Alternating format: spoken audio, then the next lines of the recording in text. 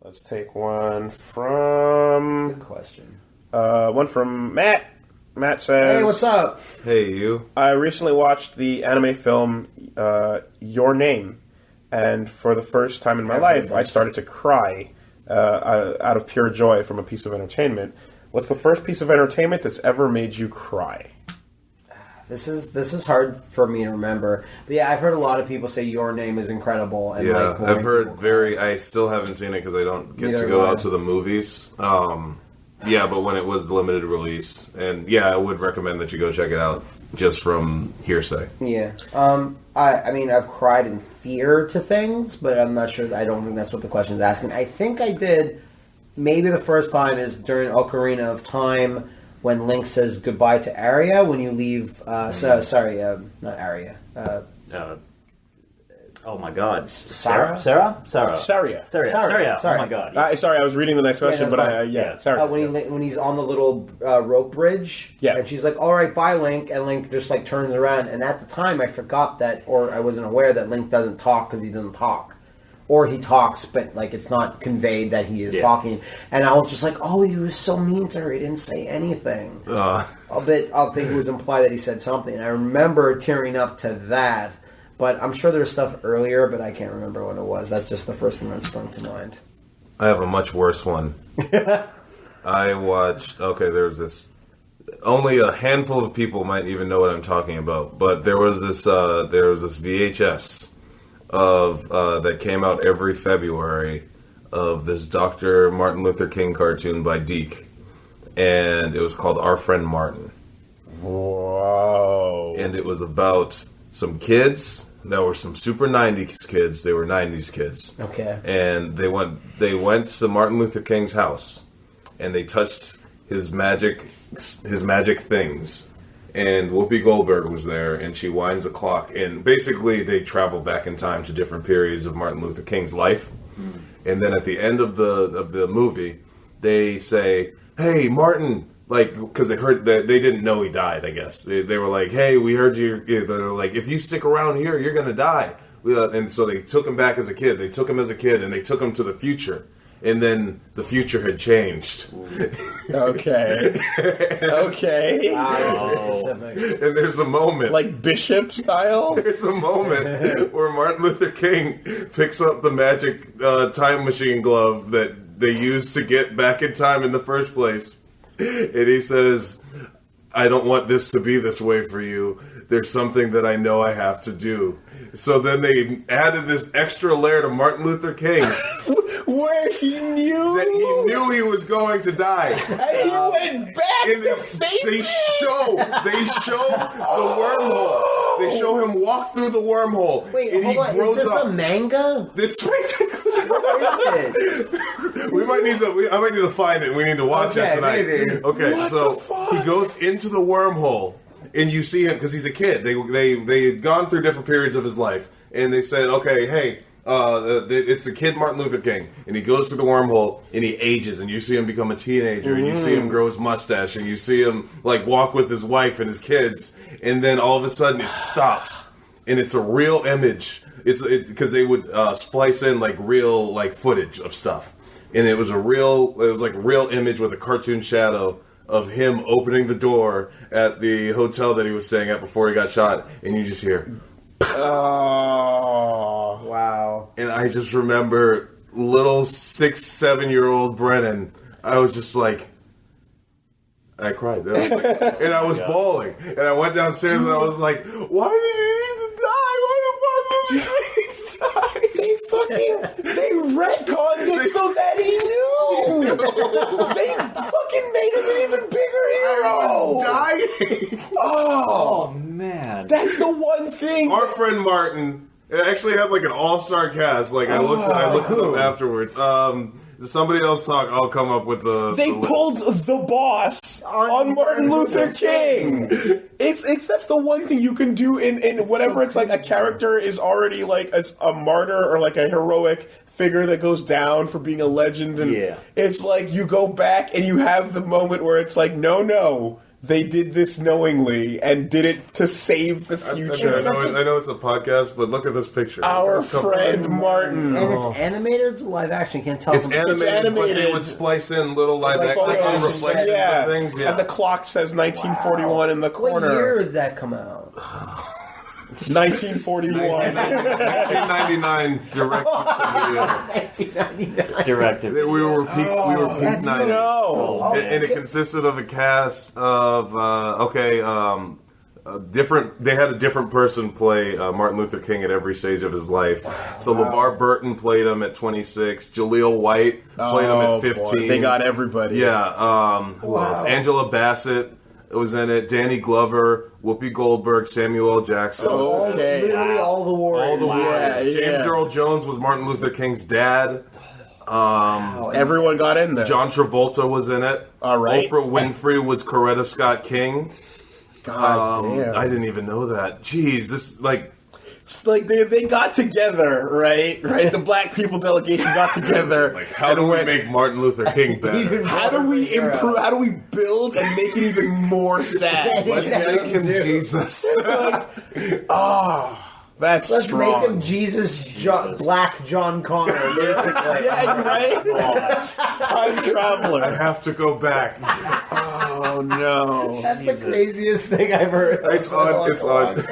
We're Never gonna heard find of this. it. We're gonna find it. Usually when someone says maybe a handful of people know this, you're like, fuck you, and then like everyone knows it. I've never heard of this. Like soon Malcolm X took the plague into himself, and it was the only way to stop it from spreading. Like, Willie gives me too much credit for knowing Meteor Man. Like, you know Meteor Man? I'm like, I do. No. But this never. It's Martin Luther King joining the Avengers. God damn it! Wow! All right. Wow. Strong. Did you? I didn't, but I don't know how I'm supposed to follow that. I should have saved that for last. Yeah, there isn't much. Oh, jeez. I mean, music can do that to me. I've never actually. I think I've only ever like full on cried once. I tear up at stuff. Sure. Like I won't spoil the moment, but like in Nier Automata, who's here to finish it or played it? You're the only current, one. Yep. Okay, so I won't. Sad All right. Well, there's a moment where you end up fighting alongside a couple characters, and I was just like, and there's a callback to music from the first game, and I was like, also the final fight in Dark Souls 3 when Phase 2 kicks in. That's a good one. I was like, now I'm sad. I was just like, that's good. And you being a music guy, if I know anything about Nier, is that music is a very strong component. God, yeah. But the only time I've ever actually like full on cried was I saw the Pokemon movie, the very first one. Not quite gravity. You know exactly what scene I'm talking about, and I was like waterworks. Everybody. Semi-related, I also cried when he let go of Butterfree. Yeah, that's a strong moment. And also when he was going to let go of Pikachu. Yeah. God, that's too strong. I'm surprised we're not getting any like G.I. Joe the movie or Transformers the movie. Duke fell into a coma. He's gonna be okay. They had to change it. He just had this spear snake into his heart. So many like bawling children at Optimus Prime led to them making Duke fall into a coma because they couldn't handle him too. because the marketing was like, don't fucking kill off major characters in our fucking things. Kids fucking cry and parents complain.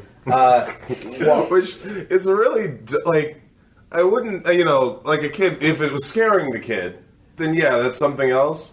But like, let your kid experience. How dare you make my children feel don't make my child feel feelings. But this is inconvenient. But then to a parent has to be bothered to explain. Yes, your non-real animated hero. Yeah, he didn't actually die because he's not fucking real. You fucking idiot. That's just annoying. How dare you inconvenience me by making me have a conversation with my child? Yeah. So like not really like full on tears, but just like a good leitmotif will get you going. Yeah, no, a good little musical cue, and I'm just like, pause. There it is. Fight it. Repress. I'm Little V. We were actually metal man. What do you think the sunglasses are for?